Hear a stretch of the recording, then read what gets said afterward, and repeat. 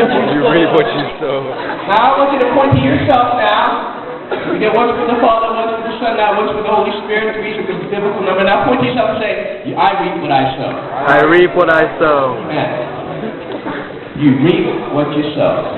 You know, I'm sure that as we're worshiping even right now, that the enemy probably conveyed to somebody the idea of, I could be somewhere else doing something better, having more fun.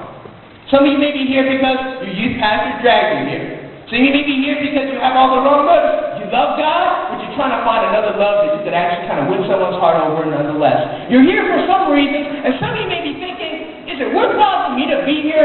After all, I could be home, doing my own thing. After all, I could be hanging out with my friends at the movie theater at the mall, watching The Incredibles or something. After all, I could be doing something, playing Halo on my Xbox. I sure have so much better things. In fact, I could be home right now, going to sleep early, instead of watching Saturday Night Live, going to sleep early, just so I could go to the church meeting service early on Sunday morning and be able to be revved up and pumped up for the Lord anyway. But I want to challenge this regard that as the Apostle Paul writes to this church saying to them, because they were a little discouraged in their faith, is it worthwhile to keep on doing good?